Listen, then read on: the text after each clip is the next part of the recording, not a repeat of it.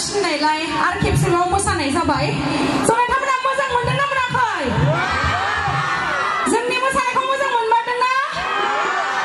बिथिं मोजां मोनाखै माने सिरि सिरि दंथारो मोजां मोनदोंना मोनाखै साबायखर बयनिसिमबो गिबियावनो दिनैनि खुंगा बाथिनाय बोसोरारि जथुमा धेमाजि जिल्ला खौसेथि बर' सुबुं आफादनि आरो लोगोसे खुंगा थामथिनाय बोसोरारि जथुमा गगामुग दख'ना खौसेथि बर' सुबुं आफाद आरो लोगोसे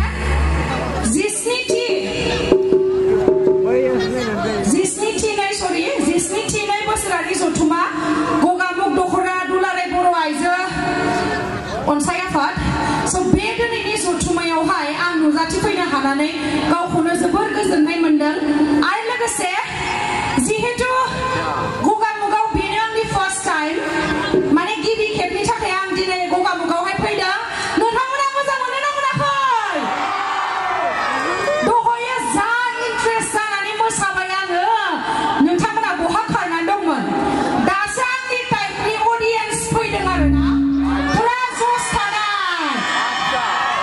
बेबायदि जसखौसो नांगौ दहायो जा मोसाबाय रावबो आखाइबो खबा रावबो माने गोसोआ दुखु मोनो बेबायदिब्ला एसे होस्रि खावनांगौ गोजां बोथोराव नायलाय जि जोमै आरामसो नायगासिनो एसेबो जस गैया एसे जस दिन्थिना होलाय साइनासालि सिंनिया औ बेबायदि जस नांगौ अब्लासो जोंहा खुंथाय आफादाबो गोजोननाय मोनोलायनो एसेबां गोजाननिफ्राय आलासि लिंनानै लाबोबाय आंल' नङा गोबां जोंहा मुंदांखा आर्टिस्टफोर दङ बिथांमोनखौबो नोंथांमोना थानानै हेफाजाब होब्लानो जाबाय आरो लोगोसे आसा खालामो नेक्स्ट बोसोराव मोसानो हाला बिराद गोथाव दाउ अनला अमा बिथै मागुरजों मैथा जाखांबाय उदैया बेसेबां गिदिर जाबाय मोसानो हालामोन आं अब्लाबो नोंथांमोनजों मिनिफानो थाखायसो मोसाबाय स' बिराद गोजोननाय मोनबाय आङो नोंथांमोननि सिगाङावहाय दिनै नोंथांमोनजों मोखां नायलाय रंजाफानो मोननानै